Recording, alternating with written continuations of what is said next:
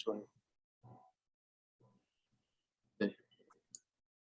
그, 뭐, 저에 대한 소개는 넘어가겠습니다. 이미 다들 다 저 알고 계시잖아요. 그렇죠? 이제 클라우드라는 단어를 사실 누구나 다 알잖아요. 그렇죠? 모르시는 분은 없죠. 그리고 이제 IT 업계뿐만 아니라 일상 실생활에서도 되게 많이 사용되는 단어가 됐는데 이게 아까 말씀드린 것 같이 너무 추상적이고 광범위한 단어라서 정확한 정의를 내리기 힘든 그런 단어이기도 해요. 그렇죠? 그래서 이 클라우드 컴퓨팅 요거를 한 단어로 이제 한 문장으로 딱 정의를 해보자면 저는 요걸 인터넷 기반의 컴퓨팅이라고 설명을 하거든요. 그러니까 이게 뭐냐면 실제로 이제 컴퓨팅 리소스 저희는 이제 뭐 CPU나 메모리, 디스크 이런 걸 이제 컴퓨터 자원이라고 하죠. 이런 컴퓨터 리소스가 어디에 있는지 모르겠지만 인터넷 통신망 어딘가에서 이제 보이지 않는 컴퓨터 자원을 원하는 대로 가져다 쓰는 거를 클라우드 컴퓨팅이라고 합니다. 그래서 인터넷이 연결되어 있다면 어디서든지 이 클라우드 리소스를 보장받을 수 있는 거죠. 근데 요거 클라우드 컴퓨팅이라는 거는 사실 이런 정의지만 우리 클라우드 시장의 역사는 조금 더 발전되어 가고 있어요. 이게 요즘 클라우드 되게 핫하잖아요.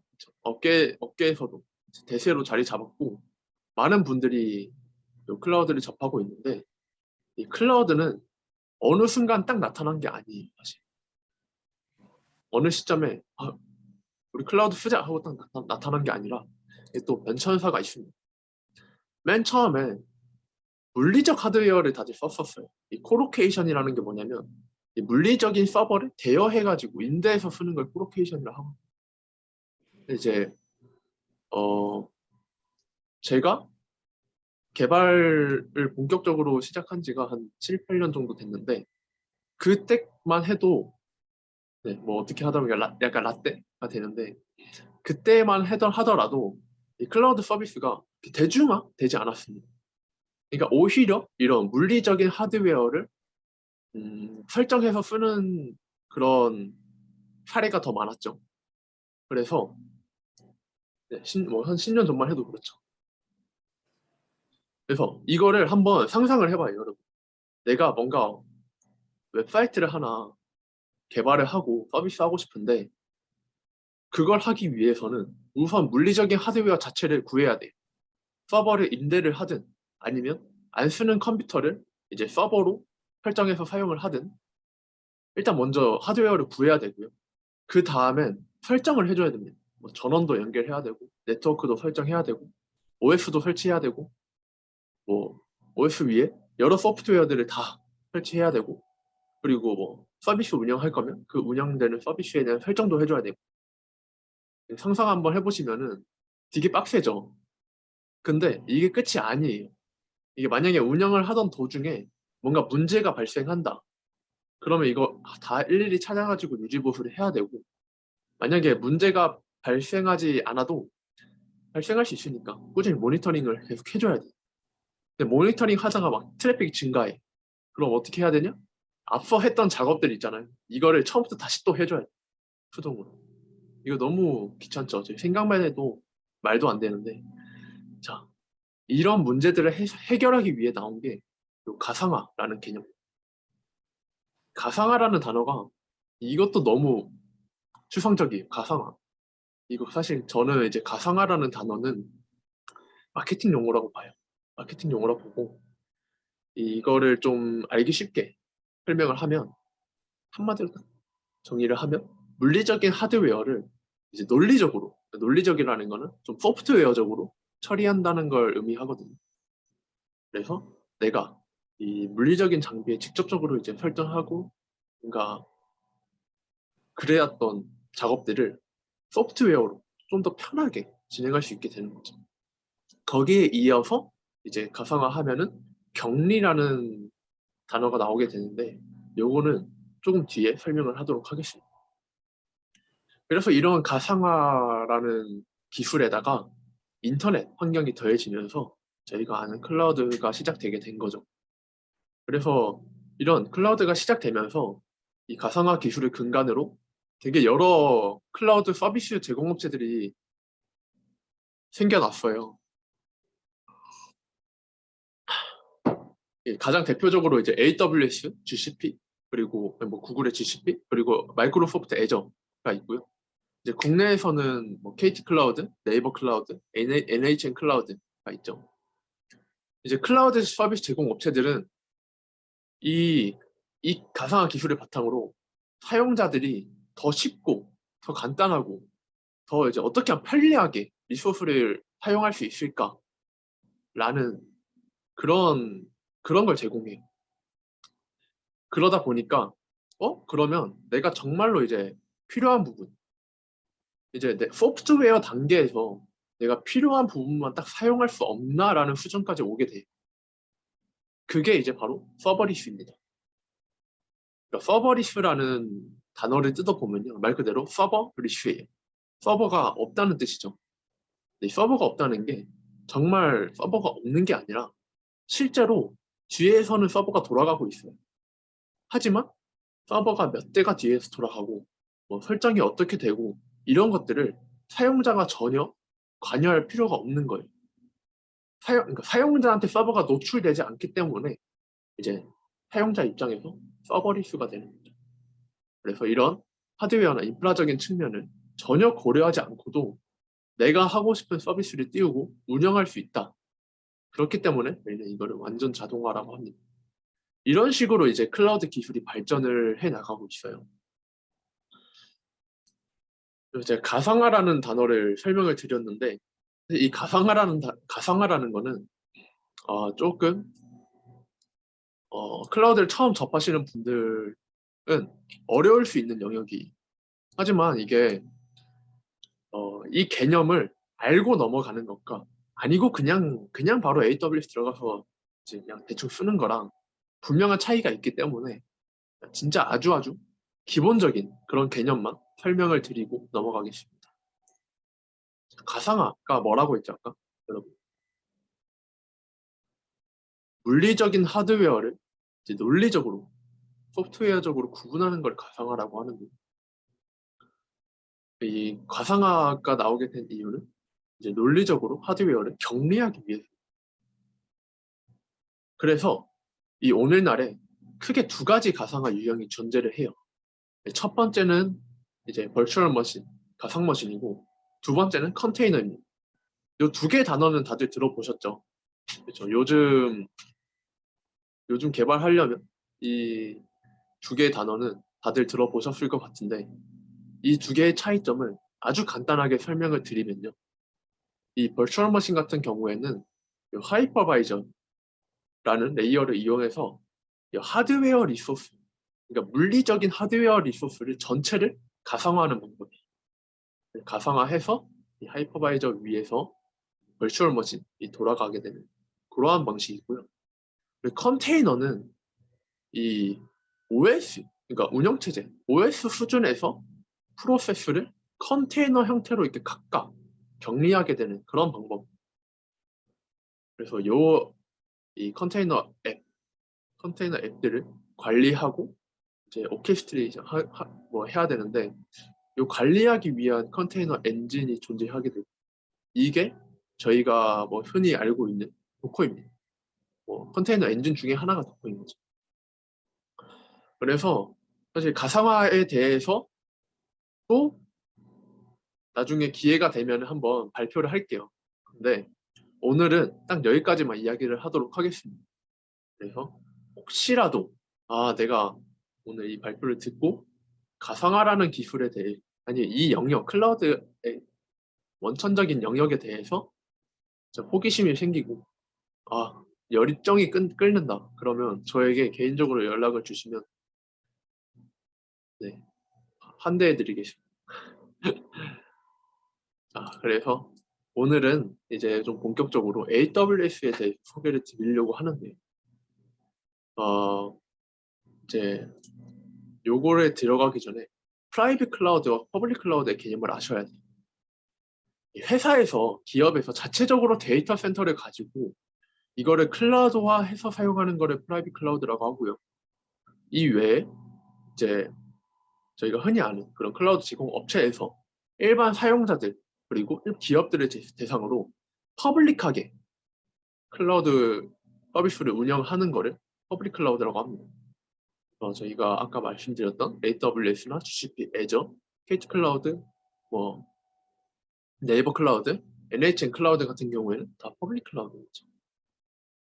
그래서 이 퍼블릭 클라우드 중에 이렇게 많은 저기 업체가 있는데 왜 오늘 AWS를 설명하냐면 사실 제가 AWS를 설명해 달라고 요청을 받았기 때문이고 가장 첫 번째 이유는 그럼에도 불구하고 좀 더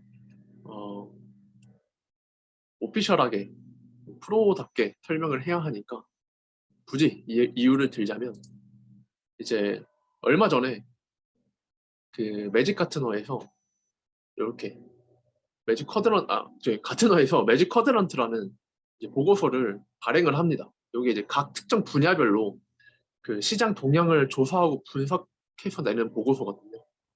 근데 여기서 봐야 될 거는 AWS가 11년 연속으로 인프라 및 인프라 및 플랫폼 서비스 부분에서 11년 연속으로 이제 리더로 선정이 되었어요. 여기서 봐야 될 거는 이제 AWS가 클라우드 시장을 선두에서 리드하고 있다는 그런 거죠. 사실 이럴 수밖에 없는 게 클라우드라는 그런 개념이라 해야 될까요? 저희가 지금 겪고 있는 그런 경험하고 있는 클라우드라는 개념이 사실상 AWS로부터 시작이 됐다고 봐도 무관합니다. 왜냐면요, AWS 이 역사를 좀 봐야 되는데 저 같은 경우에는 뭔가 새로운 기술이나 아니면 어떠한 영역에 대해서 공부를 할 때 좀 그 히스토리를 좀 찾아보는 편이에요. 왜냐면 이 히스토리를 알아야 얘가 왜 나오게 되었는지 그리고 어떤 철학을 가지고 나오게 되었는지 이해가 되거든요. 그게 좀 되게 중요한 부분이라고 저는 생각을 하거든요. 같은 맥락에서 AWS의 히스토리를 봤을 때 원래 아마존이라는 기업은 책을 온라인으로 파는 기업으로 시작을 했어요. 그렇죠? 다들 아시죠? 근데 아마존이 이제 점점 세력을 확장해 가면서 얘네가 마음먹은 게 뭐냐? 인터넷으로 모든 걸 다 판매하자. 이렇게 된 거죠. 그 중에 그럼 인터넷으로 웹 서비스를 판매할 수 있지 않을까? 해서 나온 게 AWS. 그래서 아마존 웹 서비스를 이제 AWS라고 합니다. 왜 웹 서비스를, 즉 웹 서비스라 하면 컴퓨팅 리소스죠. 컴퓨팅 리소스를 왜 인터넷으로 판매하자고 생각을 했을까라는 걸 생각을 해보면요. 미국에는 11월쯤에 뭐가 있죠?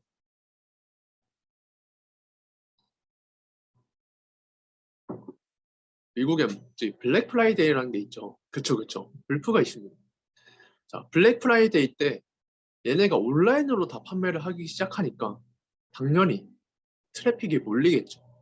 그러면 우리가 흔히 말하는 서버가 터지지 않기 위해서 서버를 늘려놔야 됩니다. 서버를 막 늘려놨어요. 근데 불프가 끝나니까 이제 트래픽이 줄어들고 서버 리소스들이 남게 되는 거예요. 너무 아깝잖아요. 그쵸? 그러면 이 남는 서버를 어떻게 할 수 있을까? 그러면 이거를 인터넷으로 임대를 하자. 이 개념에서 시작을 한 겁니다. 그래서 사실 AWS가 클라우드의 선두주자라고 보시면 돼요. 그러면 이제 AWS 개념을 조금 익히기 위해서 들어갈 텐데 가장 기본적으로 알아야 될 게 리전과 어베일리빌리티 존이라는 그런 개념입니다. 자, 인터넷 통신을 할 때 이 데이터 센터라는 게 존재를 해야 되죠. 그러니까 인터넷 통신을 할 때 말고 뭔가 이제 컴퓨팅 리소스가 존재를 하려면 데이터 센터가 있어야겠죠, 여러분. 데이터 센터가 그러면 어차피 데이터 센터까지 인터넷 통신을 해야 되잖아요. 그럼 지리적으로 가까울수록 네트워크 성능이 빨라지겠죠. 그렇죠? 그래서 리전은 전 세계 곳곳에 위치를 하고 있어요. 그리고 이 리전이 이 데이터 센터를 클러스터링하는 이제 물리적인 위치라고 그냥 생각을 하시면 돼요. 그리고 이 데이터 센터, 즉 리전을 논리적으로 그룹을 나눠놨어요. 그거를 어베일리빌리티 존이라고 하는데 한국어로 번역을 하면 가용 영역이라고 합니다. 그러니까 이 어베일리빌리티 존이 왜 있냐면 내가 서비스를 운영을 하는데 한 곳에다가만 다 운영을 해놔요. 데이터 센터 한 곳에다가. 그러면 막 그 데이터 센터가 만약에 뭐 천재지변이나 아니면 기타 뭐 모종의 장애 같은 이유로 지연이 발생하거나 장애가 난다. 그럼 제 서비스도 망하는 거예요. 그렇죠? 제 서비스도 어, 터지겠죠. 그거를 방지하기 위해서 어베일리빌리티 존에다가 여러 개 이렇게 분산시켜 놓으면은 한 곳에 어베일리빌리티 존이 터져도 각기 다른 이 가용 영역들은 격리가 되어 있습니다. 그렇기 때문에 멀쩡하다는 거죠. 나머지 제 서비스는. 그래서 요게 이제 좀 중요한 개념이고요. 사실 이 가용 영역들 간에는 정령 메트로 광 네트워크 연결되어 있어가지고 서로 이제 통신하는데 지연 시간도 매우 짧고요. AWS에서는 이제 전 세계에 26개의 리전이 있고 그리고 84개의 어베일리빌리티 존을 운영을 하고 있습니다. 저희 대한민국에도 이 서울에 리전이 하나 있고요. 이 서울에는 4개의 어베일리빌리티 존으로 구성이 되어 있습니다. 그래서 AWS에 사실 서비스가 엄청 많아요. 200개가 넘거든요. 이게 왜 200개가 넘냐면요. 제가 아까 클라우드의 발전 과정을 설명을 드렸잖아요. 그렇죠? 클라우드가 점점 발전할수록 점점 더 서비스들은 비즈니스에 가까워져요.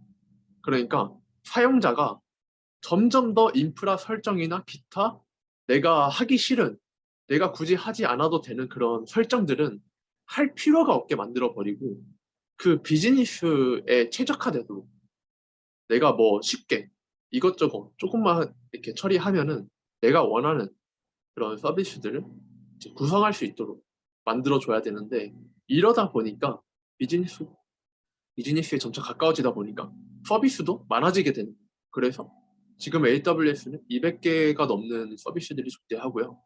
그 중에서 이제 좀 코어한, 주요한 서비스들 몇 개만 이렇게 도식화가 되어 있습니다. 여기서는.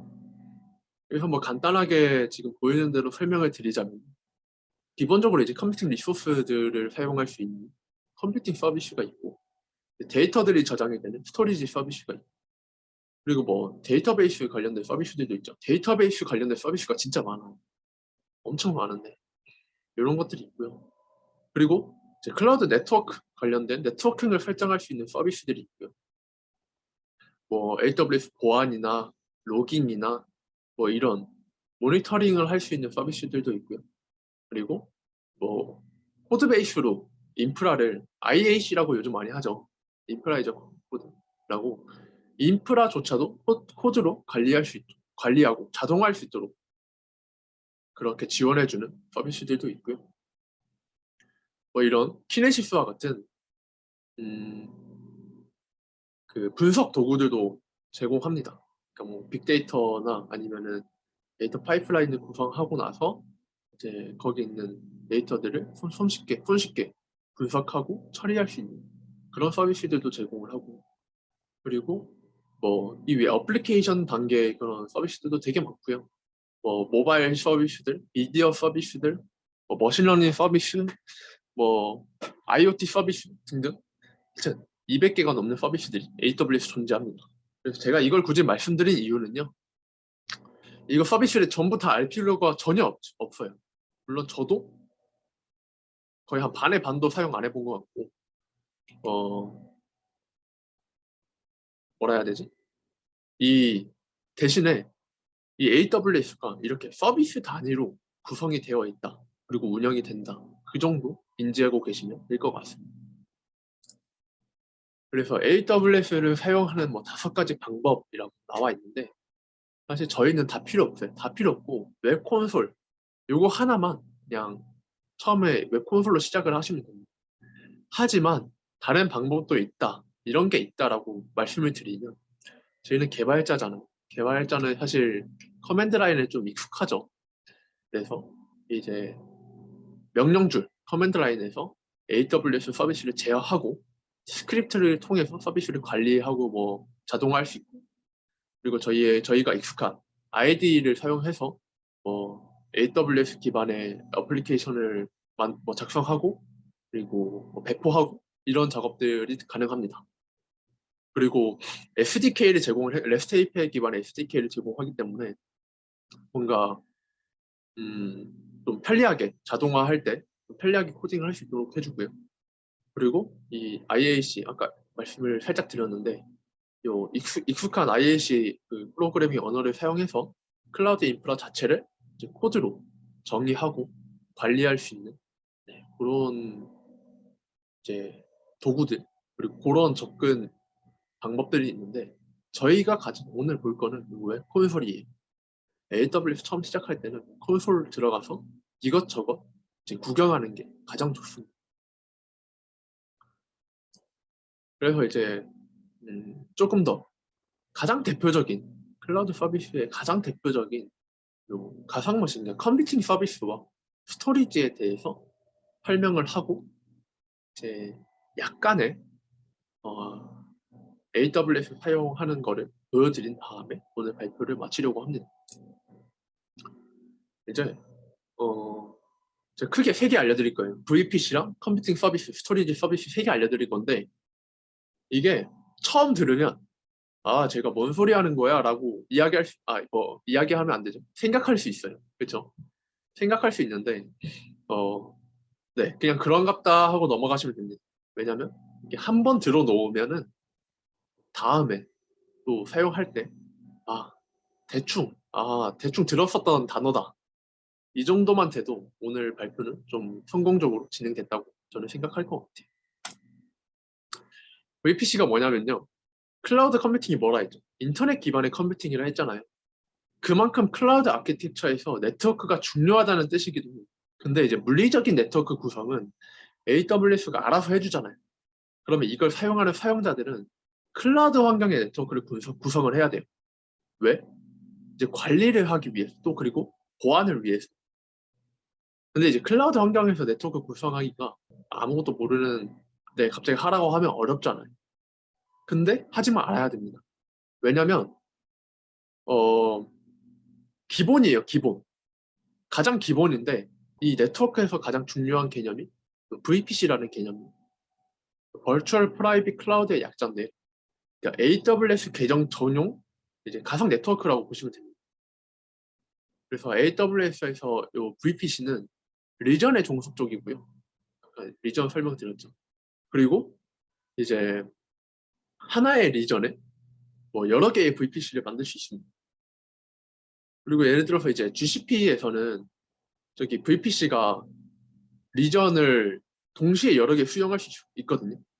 그렇기 때문에 혹시나 저희 같은 경우에는 GCP를 사용하셨던 분들은 혹시나 다른 이제 클라우드 플랫폼을 사용하셨던 분들은 이게 모든 클라우드 서비스에 통용된다라는 개념은 아니라는 걸 알고 계셔야 돼요. 하지만 이 VPC라는 개념은 인지를 하셔야 됩니다. 그리고 AWS에서는 리전에 VPC가 종속이 되고요. 그리고 이 VPC 하위에 Availability Zone에 이제 서브넷이 종속이 되게 됩니다. 네. 그래서 예시로 이제 서울 리전을 예시로 들면요. 저희가 AWS 계정 딱 처음 생성하면은 리전마다 이제 VPC가 디폴트로 이제 그러니까 생성이 되어 있어요. 걔를 보면은 이제 서울 리전이니까 서울 리전 안에 디폴트 VPC가 하나 있을 거고 서울 리전은 어베일리빌리티 존이 ABCD 4개라고 했죠. 그래서 각각의 이 가역 영역에 서브넷이 하나씩 디폴트 서브넷이 만들어져 있을 겁니다. 그래서 AWS 처음 사용하면은 사실 네트워크 몰라도 이 디폴트 서비스들을 사용하도록 설계가 되어 있어요. AWS가.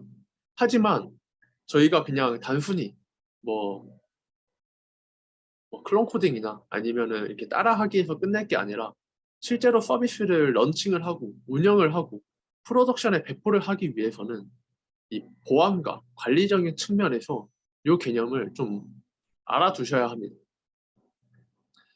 근데 이제 사실 네트워크에 대해 설명을 하려면 앞으로 1시간 요것만 이야기할 수도 있거든. 근데 오늘은 좀 더 제너럴한 그런 이야기를 해야 되니까 VPC에 대한 이야기는 여기서 딱 마무리를 하도록 하고, 제가 작년 하반기에 한번 공유는 드렸었는데 그 AWS 커뮤니티 데이에서 발표를 한 내용이 있어요. 그래서 이것도 그때 AWS를 처음 접하는 비기너 분들을 대상으로 이 네트워크에 관련된 발표를 했는데, 사실 뒷부분은 안 들어도 돼요. 뒷부분은 필요 없고 이 앞부분 한 반쯤? 이 앞부분만 좀 들으시면은 AWS를 처음 시작하는 데 있어서 아마 충분히 도움이 되지 않을까 싶습니다. 그리고 이제 좀 넘어가서 이 컴퓨팅 서비스와 스토리지에 대해서 간단하게 몇 가지 서비스를 소개를 드리려고 하는데, 요거는 제가 이렇게 소개를 하는 것보다 사실 AWS 다큐멘터리를 보면 설명이 더 잘 돼 있어요. 저는 이런 게 있다, 그 정도로 설명을 하고 넘어갈게요. 자, 이제 컴퓨팅 서비스는 말 그대로 이제 뭐 CPU나 메모리 같은 리소스를 의미한다 했죠. 그래서 AWS에서 컴퓨팅 서비스 하면 EC2가 사실 제일 대표적인 서비스예요. EC2는 다들 많이 들어보셨죠? 이아스 형태의 이제 가상머신이라고 보시면 되고요. EC2 하나 띄우면 가상머신 하나 띄운다라고 인지를 하시면 되고, ECS는 뭐냐면 아까 가상화 설명할 때 컨테이너 설명했잖아요. 이 컨테이너화된 어플리케이션을 이제 AWS에 좀 쉽게 배포하고 뭐 관리하고 그리고 뭐 리스케일 하기 위한 그런 매니지드 컨테이너 오케스트레이션 서비스입니다. 그러니까 ECS를 사용하면은 AWS에 이제 컨테이너식 워크로드를 간단하게 배포를 할 수 있게 되는 거죠. 이제 이런 그런 서비스고요. 이 엘라스틱 빈스톡은 이제 좀 더 간편하게 웹 어플리케이션이나 서비스를 배포하고 뭐 규모를 조정할 수 있는 그런 서비스인데, 코드만 업로드하면 돼요. 코드만 업로드하면은 뭐 용량을 프로비저닝하고 이제 뒤에 로드 밸런싱이라는 또 그런 개념이 있는데, 로드 밸런싱하고 이제 오토 스케일링하고 이런 것들을 이제 모니터링을 자동으로 해줘서 그 자동으로 된 모니터링을 기반으로 뭐 배포나 관리나 이런 거를 자동으로 처리를 해줍니다. 너무 간단하죠. 람다는 뭐냐? 람다는 얘는 이제 대표적인 서버리스 서비스인데요. 얘도 이제 거의 모든 유형의 애플리케이션이나 아니면 백엔드 서비스에 대한 코드를 서버 관리를 하지 않고도 실행할 수 있어요. 그러니까 이벤트 중심의 함수를 이제 내가 코드만 짜가지고 람다에 올려놓으면 이제 람다가 트리거 돼서 그러니까 이벤트가 발생할 때마다 그 코드가 실행되게 할 수 있거든요. 진짜 쉽게. 그러면 돈도 뭐 VM 같은 경우에는 켜있는 시간만큼 내야 되지만 람다는 그 이벤트가 발생할 때마다 비용이 측정이 돼요. 그래서 초기에 이제 서비스를 시작할 때 이제 사용자도 많이 없고 뭐 이벤트도 간간히 발생하는 그런 종류의 것들 있잖아요. 그런 것들은 이제 람다로 처리하면은 비용도 낮고 그리고 뭔가 관리 포인트도 낮아지고 배포하는 시간도 빨라지고 이런 굉장히 좋은 장점을 가지고 있죠. 마지막으로 라이트 세일 같은 경우에는 얘는 이제 어 아예 진짜 필요한 것 자체를 그냥 다 묶어서 패키징화 해놨다고 보시면 돼요. 그러니까 미리 이제 클라우드 리소스를 사전에 다 구성을 해놔요. AWS에. 그 다음에 나는 내가 뭐웹 서비스를 구축하려고 한다. 그러면 내가 하고 싶은 것만 딱딱딱딱 그냥 몇 번 클릭해가지고 하면은 바로 그냥 좀 싼 가격으로 구축을 할 수 있습니다. 예를 들면은 뭐 요즘은 블로깅 서비스가 너무 많지만 예전에는 이제 본인의 블로그를 운영하려면 좀 워드프레스로 구축을 많이 했잖아요. 워드프레스로 내 웹사이트를 하나 올리려 한다. 라이트 세일 들어가가지고 관련된 이제 워드프레스가 깔린 그런 사전에 구축된 것들을 찾아가지고 클릭 몇 번 하면은 그냥 바로 이제 띄워지게 되는 거죠. 너무 쉽죠. 오른쪽으로 제가 정렬을 좀 해놨는데 오른쪽으로 갈수록 이제 설정의 복잡도가 낮아지고요. 되게 사용하기 편해집니다. 자, 그러면 다음에 이제 스토리지 이야기할 건데 스토리지는 말 그대로 데이터가 담기는 디스크의 형태를 우리는 보통 스토리지라고 부르죠. 그리고 뒤에서 이제 뭐 데이터베이스 관련된 서비스도 이야기를 할 텐데 요 스토리지 관련해서는 크게 S3 그리고 EFS, EBS가 있습니다. 요 세 개 차이 간단하게 말씀드리면 S3는 오브젝트 스토리지고요. EFS는 파일 시스템 스토리지, 그리고 EBS는 블록 스토리지. 혹시 이 스토리지에 대한 타입을 오늘 처음 들으셨다면 이 기회에 한번 검색을 해보시면 언젠가 도움이 되지 않을까 생각합니다. 그래서 뭐 자세한 설명은 사실 넘어가고 시간이 많이 없기 때문에 요거는 찾아보면은 아마 글을 잘 써놓지 않았을까 생각이 듭니다. 데이터베이스에도 정말 수많은 서비스가 있다고 아까 말씀을 드렸잖아요. 네, 이것도 진짜 대표적인 서비스 3개만 설명을 드리면요. RDS와 다이나모DB 그리고 레드시프트가 있습니다.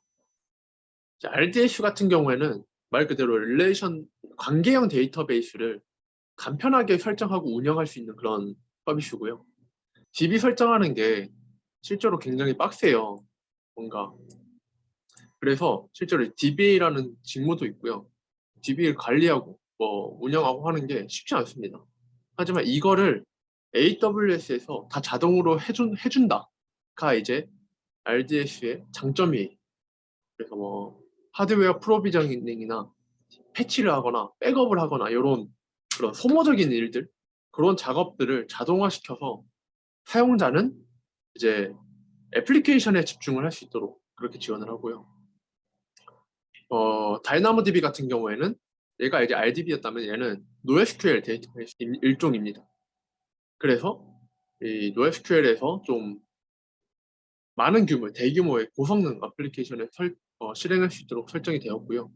얘도 이제 서버리스이기 때문에 뭐 서버를 관리하고 이럴 필요가 없어요. 그래서 뭔가 용량이 많아지거나 트래픽 많아지거나 하면 이제 수평 조정 확장을 통해서 알아서 테이블을 자동으로 이제 조정하고 성능을 유지합니다. 이 레드시프트는 여기 빅데이터나 데이터 파이프라인 분야를 공부하셨다면 한 번쯤 들어봤을 서비스일 텐데요. 이게 이제 대용량 병렬 처리가 가능한 데이터 웨어하우스입니다. 그래서 성능이 엄청 빠르고요. 뭐 SQL을 사용해서 손쉽게 데이터를 분석할 수도 있고 이 레드시프트를 사용할 때 S3를 통해서 이제 보통 입력을 받도록 하는데 그런 과정을 통해서 뭔가 데이터 레이크를 구성을 할 수도 있고 그리고 이제 데이터를 분석하는 측면에서도 뭐 자체적으로 제공하는 머신러닝을 활용할 수도 있습니다. 저희가 이제 약속했던 사실 10시가 되었는데요. 딱 여기까지만 하고 끝낼 수도 있긴 한데 사실 오늘 세션의 목적이 AWS 시작하기잖아요. 그렇죠? AWS를 시작을 하려면 계정부터 만들어야 됩니다. 여러분. 그리고 실제로 AWS 웹 콘솔에 들어가 봐야 돼요. 그래서 요거를 오늘 그냥 같이 한번 해보려고 해요. 그냥 간접적으로나마 이렇게 한번 경험을 해야 시작을 할 수가 있거든요.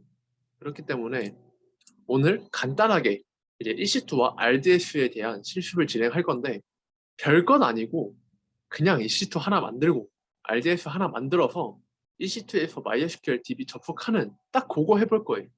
그거 해볼 건데 요거를 AWS에서 한번 진행을 해보려 합니다.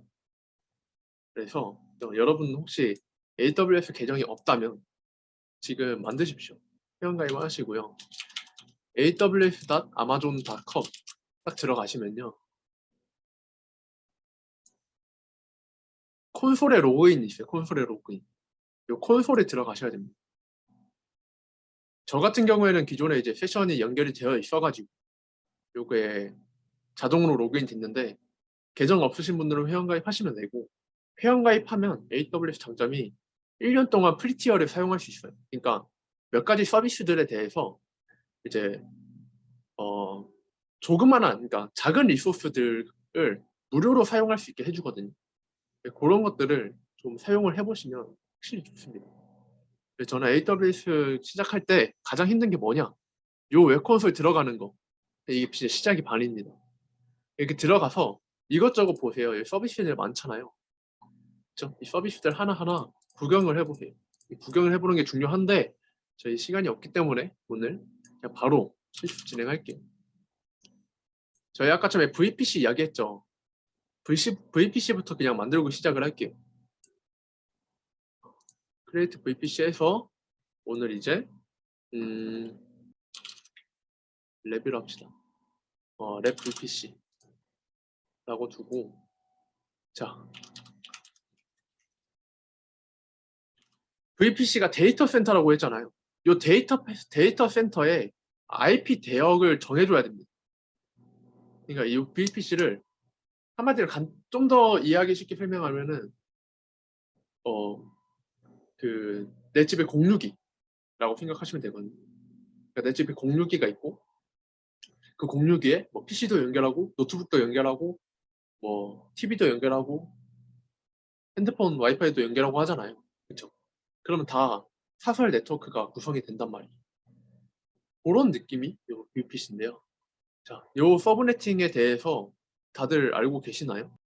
간단하게 설명을 드리면요. IP가 255.255.255.255 0.0.0.0부터 255.255.255.255까지가 IP 버전 4의 IP잖아요. 요거를 이진수로 보면은 이렇게 구성이 돼요. 그렇죠? 각각의 다트마다 이렇게 이진수의 8자리, 그러니까 2의 8승인 거죠. 요 하나가 2의 8승인데 요 서브네팅을 24로 한다는 건 뭐냐면 여기까지 딱 한다는 거예요. 8, 16, 24.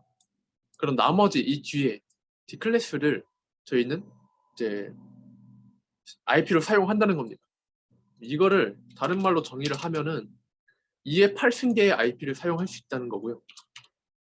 이거를 하면은 256개의 IP를 사용할 수 있다는 거죠. 그렇죠?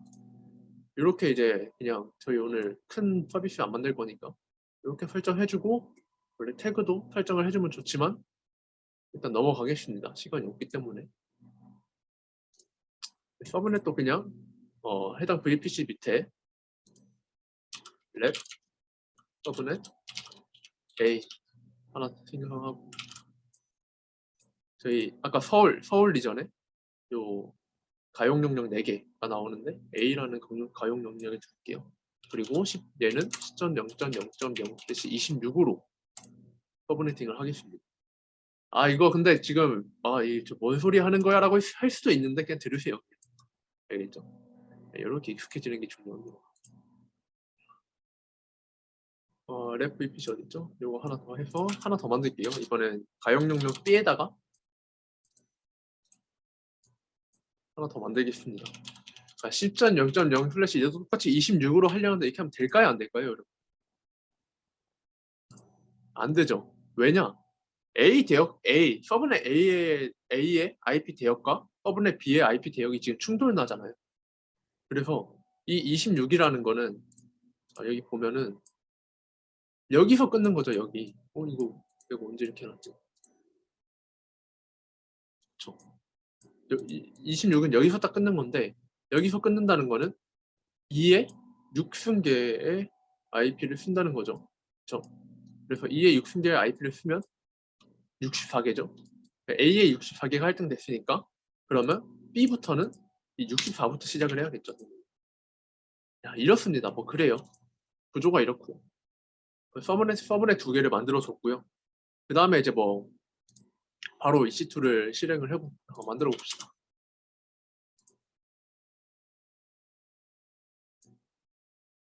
자, EC2에서 런치 인스턴스 하면은 바로 이제 VM을 만들 수 있고요. 자, 처음에 이제 이미지를 선택하는 그런 화면인데 여기 보면은 맥도 선택할 수 있고 우분투, RHEL, 윈도우 서버 이런 거 다 선택을 할 수 있습니다. 하지만 저희는 요 뭐 AWS에서 적어하는 아마존 리눅스라는 거를 선택을 할게요. 그리고 제가 프리티어가 된다고 했잖아요.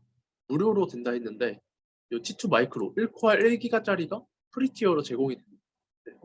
저는 안 될 것 같지만 이걸 설정을 해주고, 그리고 VPC는 방금 만든 VPC 그리고 서브넷 A에다가 이 VM을 찍도록 하겠습니다. 뭐 퍼블릭 IP도 필요 없는데 어떻게 생기는지 한번 보여드릴게요. 보여드리고 나머지는 그냥 대충 넘어가고, 원래 IM도 설명을 드려야 되는데 넘어가고, 뭐 여기다가 이제 유저 데이터에다가 스크립트를 작성하면은 VM이 처음에 뜰 때 어떤 스크립트를 실행하면서 뜰지를 정할 수 있어요. 그래서 이런 거 설정할 수 있지만 오늘은 다 넘어가겠습니다. 스토리지를 구축을 해야 되는데 VM에 스토리지를 붙여야죠. 저희가 저기 뭐야 컴퓨터 부팅할 때 하드디스크나 SSD를 붙이든 그런 것처럼 기본적으로 이제 루트, 그러니까 즉 부트 디스크는 8기가로 이제 디폴트로 세팅이 되어 있고요. 이런 식으로 이제 EBS 아까 볼륨 설명드렸죠. EBS를 갖다 붙일 수 있는데 저희는 필요 없기 때문에 뺄게요. 태그도 빼고, 시큐리티 그룹은 이것도 그냥 랩 퍼블릭 시큐리티 그룹으로 하나 만들어 놓겠습니다. EC2가 들어갈 시큐리티 그룹인데 뭐 접근 제어를 통제하는 그런 거라 보시면 됩니다. 몰라도 돼요. 저 오늘은 몰라도 돼요. 몰라도 되면 안 되고 알아야 되는데 오늘은 그냥 구경만 하십시오. 이렇게 해서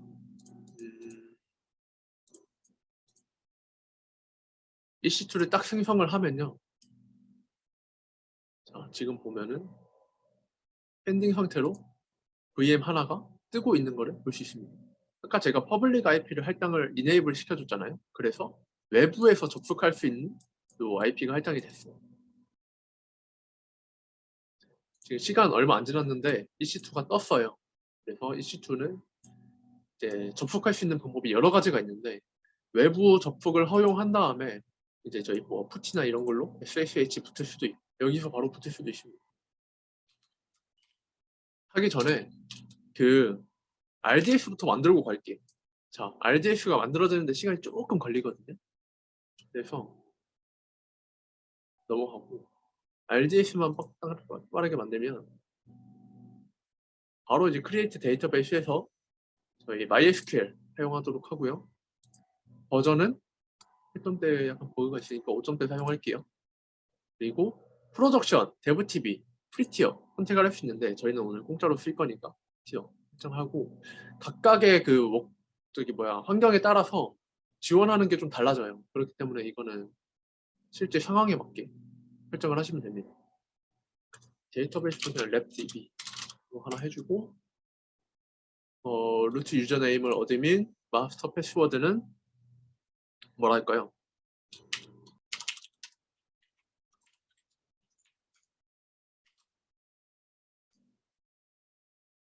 아, 이런 게 제일 어려워. 그쵸?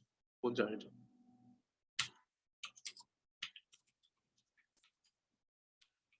랩 패스워드.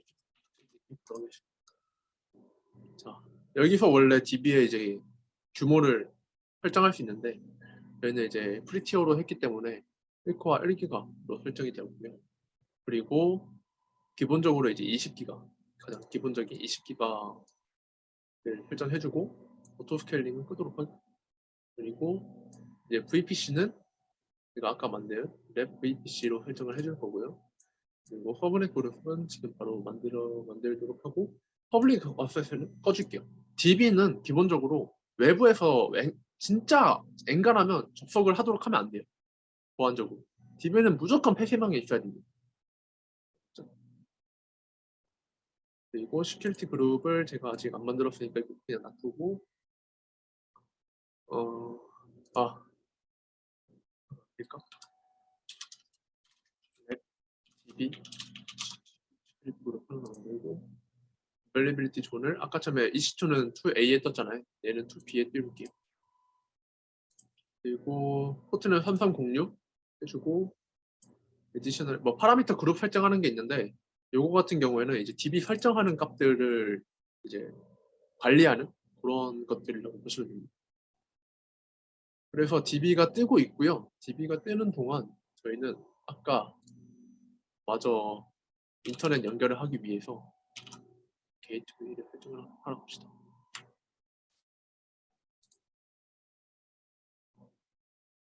인터넷 게이트웨이는 그냥 뭐냐면 VPC가 이제 외부와 통신을 해야 되잖아요. 그 외부 통신을 하기 위한 게이트웨이라고 보시면 돼요. 그래서 랩 게이트웨이 하나 해서 만들어주고 얘를 저희가 만든 랩 VPC랑 연결을 해줍니다. 그리고 아까 VPC를 만들 때 이제 디폴트 라우팅 테이블이 하나 만들어지는데 이 라우팅 테이블에다가 당연히 서브넷 두 개가 연결이 되어 있겠죠. 디폴트니까 얘를 그냥 명시적으로 연결을 해줄게요. 명시적으로 연결을 해주고 그리고 이 라우팅 할 때 지금은 이제 그러니까 내부 VPC 내부에서 이제 다 통신이 되도록 설정이 되어 있는 거예요. 로컬에서. 근데 여기다가 이제 외부 통신이 외부 어느 곳에서든 통신이 될 수 있도록 이렇게 인터넷 게이트웨이를 설정해 주도록 하겠습니다. 자, 여기까지 하면은 아마도 저희의 EC2가 접속이 될 겁니다.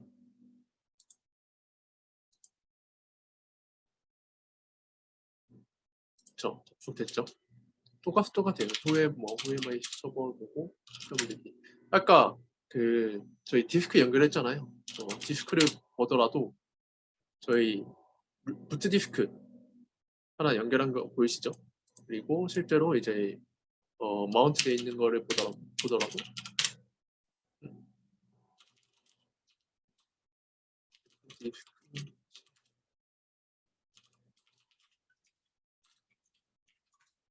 이런 식으로 확인을 할 수 있습니다.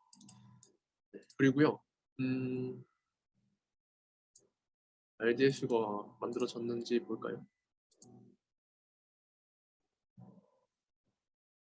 이 RDS가 만들어지는데 조금 시간이 걸려요. 그렇기 때문에 아까는 이용해서 시큐리티 그룹을 설정을 해놓죠.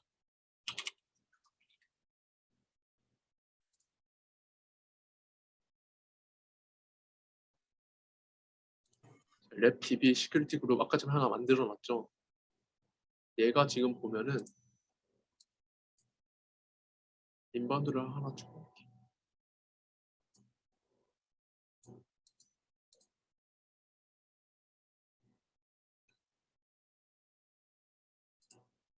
얘가 지금 뭐 하는 거냐면 아까 저희가 만들어 놓은 EC2가 있는 시큐리티 그룹에서 DB에 접속할 수 있도록 접근 제어를 열어주는 그런 일을 하고 있습니다.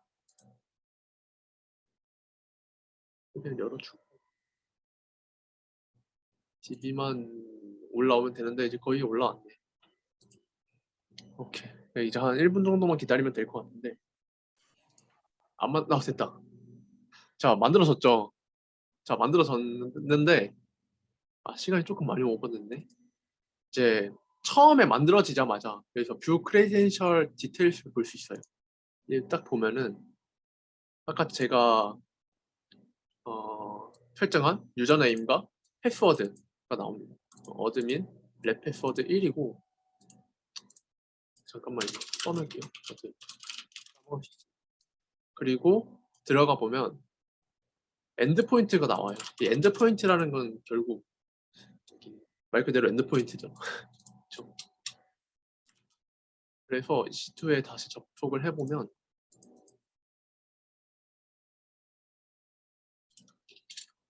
여기서 바로 RDS MySQL 접속할 거예요. 할 건데 MySQL 설치 안 되실 거니까 내가 연 패키지를 썼는지 APT 썼는지 기억이 안 나지만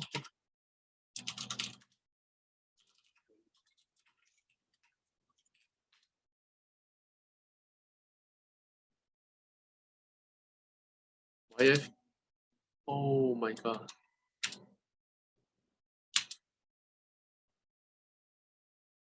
MySQL 설치를 하고 그리고 바로 접속을 하면 cu 유저 어드민 그리고 호스트는 이제 아까 복사한 엔드포인트 그리고 레시피 해서 패스워드가 랩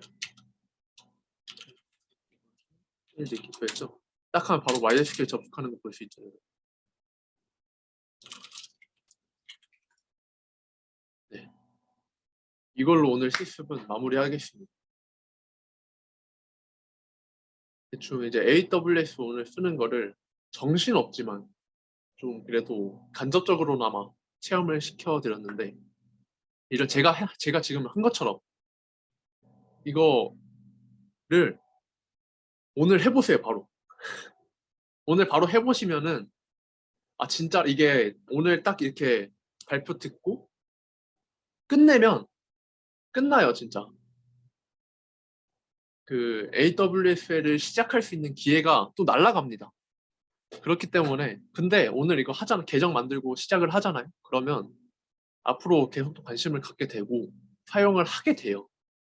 왜냐면 제가 그랬어요. 저는 근데 제일 어려웠던 게 뭐냐면 이 계정 만드는 거였어요. 특히 약간 그 프리티어가 1년 공짜잖아요. 아, 이거 아껴놔야겠다.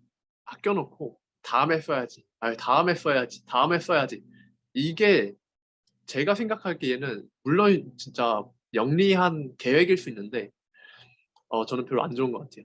그냥 어차피 프리티어는 1년간 쓰니까 일단 지금이라도 당장 먼저 익숙해지는 게 중요하고요. 그 다음에 1년이 지난 다음에 비용은 그때 고민해 보십시오. 뭐 계정을 새로 만들어도 되고 그, 근데 일단 좀 중요한 거는 프리티어라고 붙은 거 쓰셔야 돼요. 알겠죠? 왜냐면 잘못 쓰면 돈이 나갈 수 있어요. 여러분 돈이 나가는데 그 돈 나가는 건 요 빌링 요 탭에서 확인할 수 있거든요. 그래서 이게 제일 중요하잖아요. 여러분 돈 헛된 돈 나가면 안 되니까 이게 뭐냐면 이거 제가 내는 돈입니다. 저는 이 정도 돈을 매달 내고 있는데요. 지금 눈물이 나네요. 아 그리고 제가 약간 영어로 설정을 해놔서 좀 그럴 수도 있는데 한국어로 번역도 아마 될 거거든요. 이런 식으로. 네, 그래서 처음에 익숙해질 때는 한국어로 보셔도 좋습니다. 근데 이게 저도 영어를 잘하는 게 아닌데 영어로 설정해 놓은 이유는 이 레퍼런스를 찾을 때 영어 자료가 되게 많아요. 특히. 그래서 그거랑 좀 매칭을 시키기 위해서 저도 영어에 익숙해지려고 하는 편인데 이거는 그냥 편하신 대로 하시면 됩니다. 그래서 이런 식으로 진행을 해봤고요. 네, 여기서 오늘 마무리 하도록 하겠습니다.